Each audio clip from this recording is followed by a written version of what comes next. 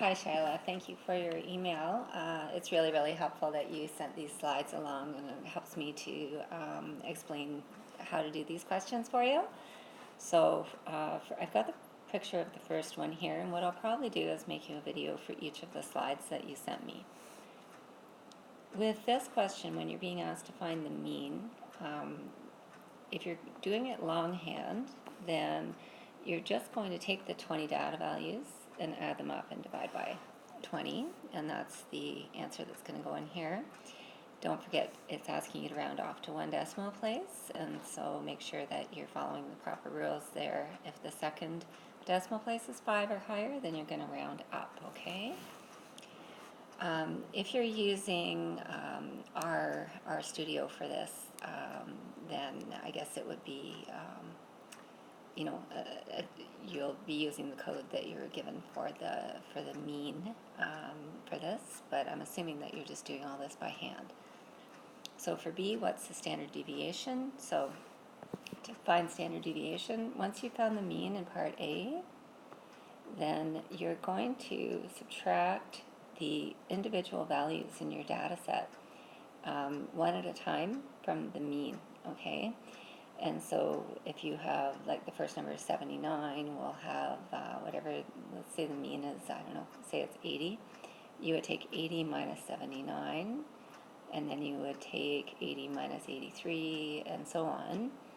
And you're going to do that, and you're going to get 20, what we call deviations over here. You're going to get 20 values down the list. And you're going to square those values, and then you're going to add them together, and you're going to take the square root and divide by 20, and that will give you the standard deviation. You should be able to find a formula for that. It's going to look like this in your notes or in your textbook, okay? What percent of scores fall within 10 points of the mean? So whatever the mean is, you're going to subtract 10 and add 10, and then you're going to look at your chart and figure out how many of your scores out of the total of the 20 are in between those two values, okay? And the easiest way to do that is to just count them up from your data list. And when it says, what are the plot types in figure 1, let me just pull up that picture. Did I cut it off, or does it? I can't see what the answer choices are for that question. In figure 1, the first one is a frequency table, that's A, and the second one is a histogram. And a histogram is different from a bar graph because there's no spaces between the bars.